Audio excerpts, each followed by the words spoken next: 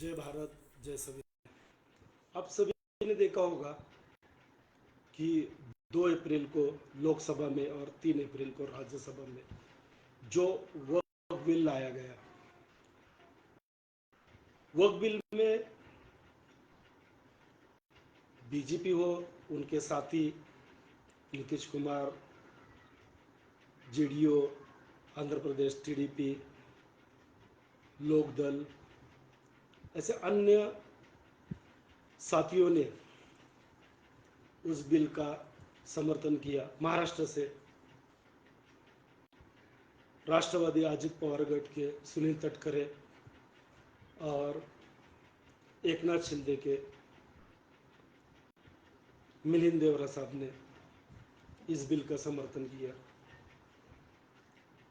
Opposition में कांग्रेस हो, सपा हो, एमआईएम हो, आज़ाद समाज पार्टी हो, तृणमूल कांग्रेस हो या अन्ना द्रमुक हो तमिलनाडु के, ऐसे बहुत से लोगों ने उसको समर्थन भी मतलब उसका विरोध भी किया। अब ये वक्फ बिल क्या है, ये पहले आपको जानना बहुत जरूरी है। वक्फ मतलब मुस्लिम लोगों ने दान की हुई जमीन और उसका इस्तेमाल करना, ये उनका हक है। संविधान, जब वक्फ बिल के टाइम पे चर्चा चल रही थी तो संविधान अनुच्छेद 14 मतलब समान था। संविधान अनुच्छेद 25 और 26 अल्पसंख्यक हक, स्वतंत्रता और हक और अधिकार, और आर्टिकल 29 पे ज़्यादा चर्चा हुई विरोधी पक्ष के बारे में। अब ये बिल जो है ये असंवैधानिक है ही, साथ साथ इसको जो साथ देने वाले लोग जो थे, इनका पार्टियों का और पार्टियों के पदाधिकारियों का जो इस्तीफा देने का सिलसिला है, ये रुकने का नाम नहीं ले रहा। बिहार हो, यूपी हो या अन्य जगह पे इनके पदाधिकारी और इनके आला अधिकारी जो है ये इस्तीफा दे रहे हैं। पर मुझे खेद के साथ ये कहना पड़ रहा है कि महाराष्ट्र में जो राष्ट्रवादी के पदाधिकारी, नगर सेवक, आमदार ज़्यादातर अजित पवार गट के हो या शरद पवार गट के हो, क्योंकि इन लोगों का अगर वोटिंग का आप देखेंगे, इसके समर्थन में 288 वोट गिरे और इसके विरोध में 232। ये लोकसभा की बात कर रहा हूँ। इसमें राष्ट्रवादी शरद चंद्र पवार गट के 2 एमपी इन्होंने वोटिंग नहीं किया। राज्यसभा में शरद पवार ने वोटिंग नहीं किया।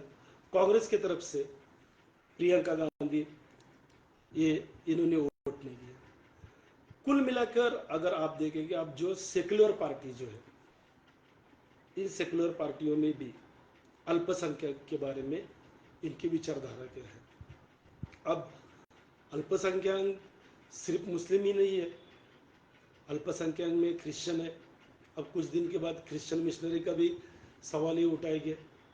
उसके बाद सिख है, जैन है, बौद्ध है और पारसी है। अब आप 2014 से बीजेपी सरकार का अल्पसंख्यक के बारे में जो भी रवैया है, ये आपको सब लोग जानती है। CNRC जैसा कानून हो या किसान विरोधी कानून हो या नोटबंदी हो, इन सब जो चीज़ें हैं, ये सब जो चीज़ों से आप इनको भली भांति जानते हैं।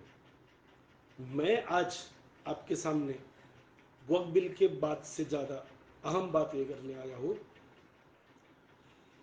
मुंबई के जो कभी कांग्रेस के प्रदेश अध्यक्ष रह चुके या कांग्रेस के बड़े नेता रह चुके संजय निरुपम, जो अभी शिंदे में शामिल हुए हैं, उन्होंने जो बात की है उस बात के बारे में मैं आया हूं।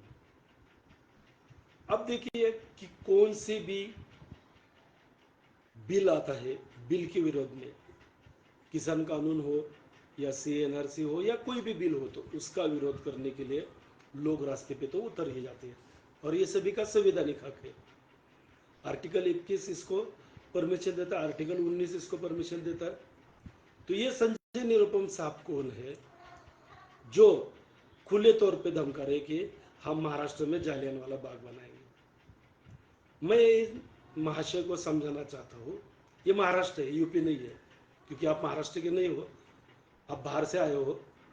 ये महाराष्ट्र है, यहाँ पर हिंदू मुस्लिम सिख ईसाई सब साथ में रहते, और आप यहाँ पर जो जालियनवाला बाग की धमकी दे रहे हैं, इस पर सभी लोगों ने गुना तो दाखिल करना चाहिए इनके ऊपर, और साथ साथ में इनका विरोध सभी जगह से आना चाहिए। और मैं उन बेशरम लोगों से भी बात करना चाहता हूँ जो राष्ट्रवादी अजित पवार गट में है और जो शिंदे गट में है, जो अल्पसंख्यक पदाधिकारी हो, नगर सेवक हो, या फिर किसी अच्छे अहदे पे हो, तो इनको मैं इस माध्यम से ये सूचित करना चाहता हूँ कि अगर आप में थोड़ी सी भी शर्म होगी और आपको अल्पसंख्यक के बलबूते पे आप जब जीत के आते हो, तो आपका नैतिकता है कि आपने इस्तीफा देना चाहिए।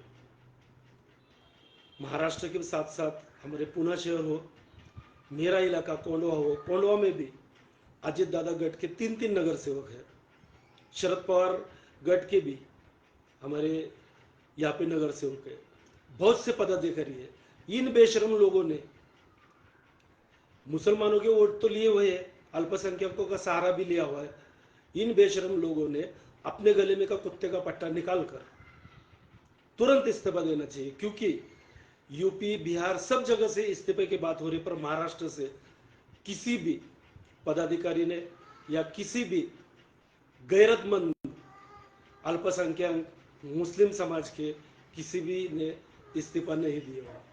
तो ये जो बातें हैं, इन बातों के लिए मुझे आपके सामने आना जरूरी मैं समझा, और साथ में हम सभी को ये संजय निरुपम का निषेध भी करना चाहिए और उसका विरोध भी करना चाहिए, क्योंकि वो जिस तरह से खुलेआम धमकी दे रहे हैं कि हम यहाँ पे जालियनवाला बाग की याद जो हमको दिला रहा है, तो उनको भी वो चीज़ याद दिलाना चाहिए कि किस तरह से राज ठाकरे साहब ने आपको आपकी औकात याद दिलाई थी। धीरे धीरे ये सब चीज़ें होगी, क्योंकि हर चीज़ का इम्पैक्ट तो होता ही है।